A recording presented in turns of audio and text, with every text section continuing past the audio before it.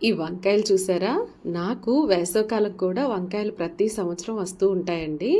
ఎందుకంటే సైట్‌లో సగం అంతా కూడా చెట్లు ఉండడం వలన నీడ ఎక్కువ ఉంటుందనమాట. సో, నేను సమ్మరు కూరగాయలన్నిటిని కూడా నీడలోకి కొంచెం ఒక పూట నీడొచ్చేటట్లుగా పెట్టుకుంటూ ఉంటాననమాట. సన్న వంకాయలు, తెల్ల వంకాయలు నాకు కాస్తున్నాయి. బెండలు కూడా ఇలా కొంచెం కొంచెం కాస్తున్నాయనమాట. చాలా ఎక్కువైతే కాదు. ఇలా సన్న వంకాయలు చూసారా? చాలా బాగా వస్తున్నాయండి నీడలోకి పెట్టడం అన్నమాట.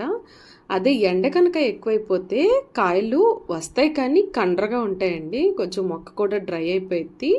కాయలు కూడా ఎండిపోయినట్లు అవుతాయి అన్నమాట. చూసారా ఎంత బాగా వస్తున్నాయంటే ఒక బెడ్‌లో వేసుకున్నాను.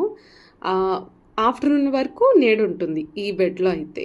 ఇలా కొంచెం జాగ్రత్తగా కనుక మొక్కలను పెట్టుకోగలిగితే మనకు మంచి కూరగాయలు కాస్తాయండి వేసవికాలంలో కూడా. ఈ వీడియో నచ్చినట్లయితే తప్పకుండా కామెంట్ చేయండి, లైక్ చేయండి. థ్యాంక్